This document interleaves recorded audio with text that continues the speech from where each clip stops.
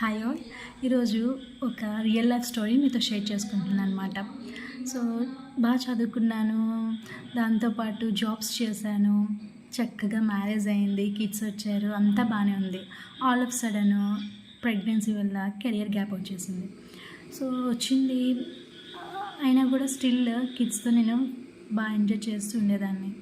So కానీ ఎక్కడో కార్నర్లో నాకు ఒక చిన్న గిల్టీ అనమాట. ఏం చేయట్లేదు, ఇంత చదువుకున్నావు, ఏదో ఒకటి చెయ్యు అన్న ఫీలింగు మనసులో మైండ్లో ఎప్పుడు రన్ అవుతూ ఉండేది. కానీ ఏం చేయాలో తెలీదు, ఎలా చేయాలో తెలీదు, ఎక్కడి నుంచి స్టార్ట్ చేయాలో తెలీదు. ఇలా కన్ఫ్యూజ్ స్టేట్లో ఉండేదాన్ని అనమాట. ఉన్నప్పుడు సో మొబైల్ తీసుకొని సోషల్ మీడియాలో స్క్రోల్ చేస్తూ ఉండేదాన్ని.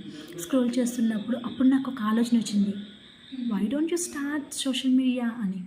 సో ఎప్పుడైతే నాకు ఆలోచన వచ్చిందో ఐ హ్యావ్ ఇంప్లిమెంటెడ్.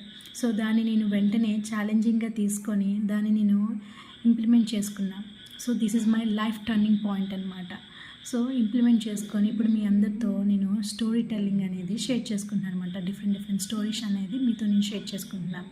సో ఇక్కడ నాకు ఒక లైన్ కూడా దొరికింది. అదేంటంటే starts from where you are అని.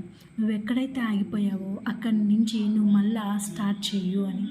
సో ఆ ప్రకారంగా నేను మళ్ళీ నా లైఫ్ని నేను స్టార్ట్ చేశాను, నా కెరియర్ని నేను స్టార్ట్ చేశాను అనమాట.